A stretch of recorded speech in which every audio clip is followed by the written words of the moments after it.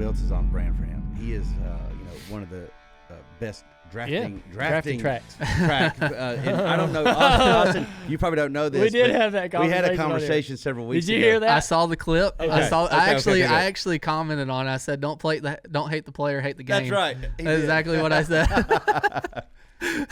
Hey, so I do want to talk to you about that. Let's do it. Look,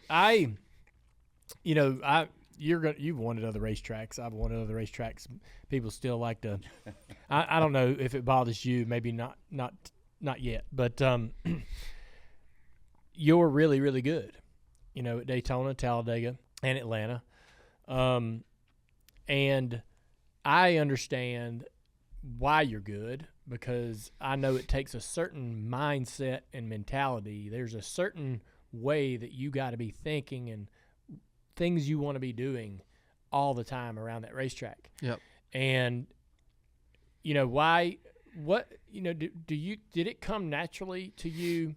Was it, was that win in the Truck Series at Daytona sort of like the catalyst, or what is it about drafting the air that you understand that seems to make sense?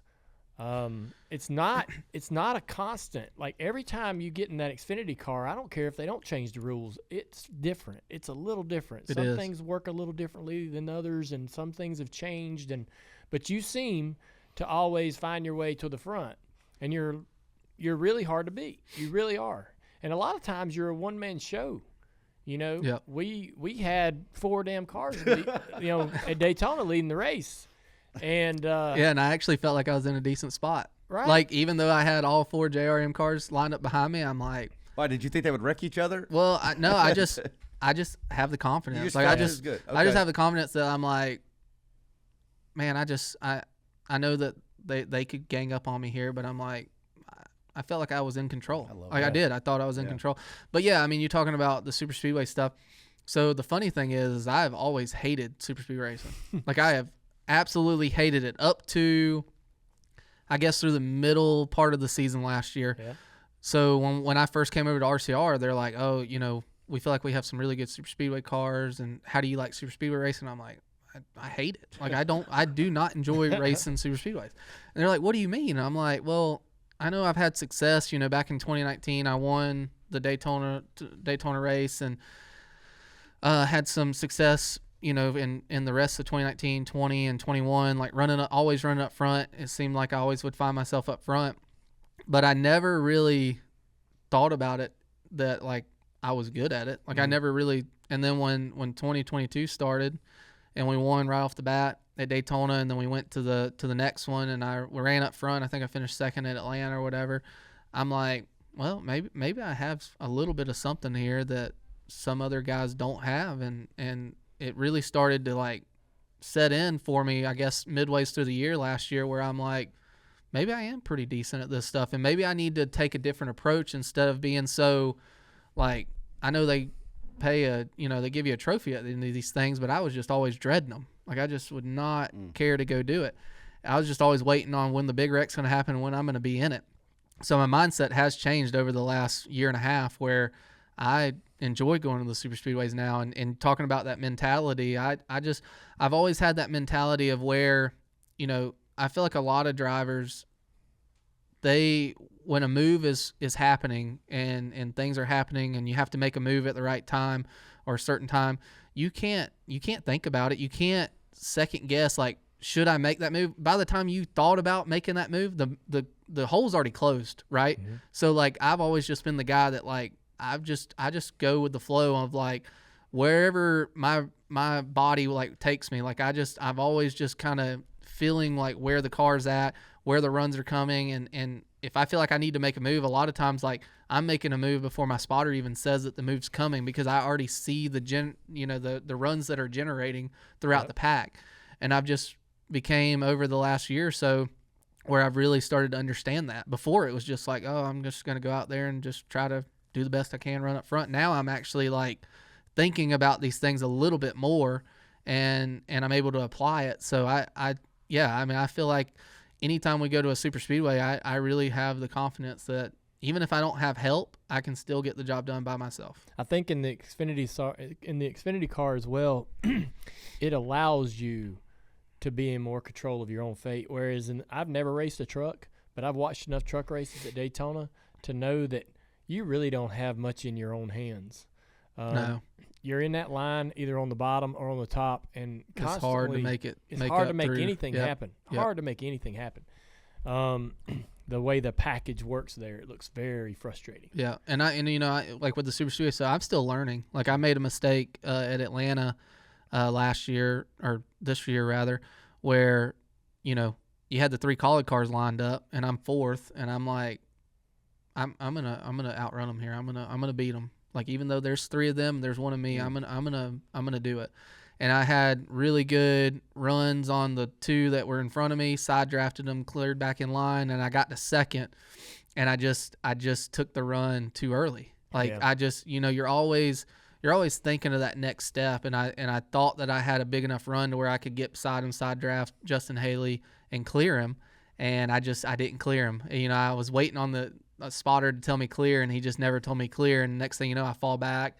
We end up wrecked and all that. So I'm constantly learning. I'm constantly getting better at the Super Speedway stuff. I think there's still things for me to learn and to do a better job at. But I don't know what it is about the Super Speedways that it has just kind of came natural to me to start with, and then I've kind of added on to that being natural. I've just kind of added on to it with the knowledge and everything that comes along with it. And every time we go to the Super Speedways, I think that I can go lead all the laps and win the race, no matter if I have my teammate with me or not. Right. When you get in the Cup car, you've had some opportunities to drive the Cup car next gen at the Super Speedway races. I know it's a very small sample size, but that car, in your opportunities to drive it, is it a car too that, much like the Xfinity car, you're more in control of your own destiny, as opposed to maybe how the truck package worked? Yeah, I think it's. I almost think it's like in the middle of the two. Yeah. I think the Xfinity car, you can definitely control your own destiny, and you can make things happen with the Xfinity car. The truck, obviously, we know how that is, and then I think the Cup car kind of like fits right there in the middle. I think that you can make certain moves happen and make things happen a certain way, but I do think it's still harder to make certain runs happen. I think that you stall out a lot quicker with the Cup car, and that's something that I've had to get used to, is like how the times that I've ran the Cup car, they just stall out faster. Yeah. You go to pull out a line, and you go to side draft and pull away and try to like slide up back in line.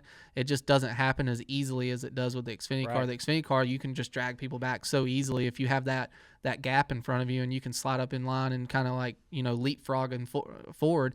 You can't really do that much in the Cup side. I know you see it sometimes, but they have to have a huge, massive run for it to happen. So I think there's I think the Cup car is kind of a combination of the Xfinity side and the truck side as far as how the drafting works there. Yeah. And I'm still trying to figure that out. I mean, it's so. I mean, the Cup side is just tough. Everybody from first all the way back to 38th, they're just good, and it makes it really, really hard. So just trying to figure those cars out have been interesting. Yeah, I know. I enjoy watching you get those opportunities because, again, I mean, it's just like for me. And my colleagues at NBC, I mean, we're still like scouting you, right? Mm-hmm. As you've came up through the truck and then Xfinity, you look like you look like a driver capable of getting to the big time, capable of being able to win races at the Cup level, and seeing you get real opportunities is exciting. What is the future? So we're going to shelve the rest of this season. Yep. I hope you have a great finish to your year. Obviously, we're competitors in a sense. Yeah. But what is you seem measured on how your career progresses, and it's not like a take every opportunity, take every run kind of thing. Yeah. You seem very, I want to make sure I'm making the right choices. So you've been piecemealing together some Cup opportunities. You certainly have a great situation and a great fit we talked about at RCR. So in your mind, what is the perfect scenario for you? Yeah, I've definitely tried to be very strategic with all of my moves that I've made throughout my career, especially as I've gotten older. With us signing with RCR for a multi-year deal, as of right now, it's set up to where I'm going to run Xfinity races for them. And I had the opportunity, and there was some opportunities there to go cup racing for the next season. It was one of those things that Colleague was another, again, we had talked to Colleague again. I had talked to him. We were thinking about going cup racing with Colleague, and really, really thought long and hard about it. Had to make sure sponsors were all on board, obviously. And we were kind of closing in on a deal with them. And I was like, you know what? I need to take this time before I get too deep into conversations with Colleague. I need to take this time. I need to have a sit down chat with Richard Childress, and I need to talk to him about things. And I value his opinion a lot. Over the last 2 years that I've gotten to know him, he's just a great guy, and I value his opinion, a lot. So, I sit down in his motorhome. I think we're at, I don't even remember. I think we're at like Atlanta maybe, and I'm running the cup race that day. And I sit down with him. I'm like, hey, Richard, I have this opportunity. I'm talking to him, and I don't know if it's all going to work sponsorship wise, but we're going to try to make it work, I think. And what is your opinion on it? And he's like, man, I don't want you to lose an opportunity, but I would hate to see you go. I'd hate to see you leave RCR. I really love you being here. I love you as a driver of mine, and I want you to stay with RCR. But if you have, an opportunity that you think you need to take, take it. I'm not going to stop you from taking the opportunity. So we had a really great conversation that day. There was a lot of things that we talked about. We went into detail. We talked for, an hour or so. And when I left that day, I was like, man, I am very torn now. Like I just, talked to Richard Childress, and he's kind of talking about how much he values me, and he wants to keep me around for long term and make it work for a long time. So I was like, I got a lot on my mind, a lot to think about, and I thought about it for the next few weeks.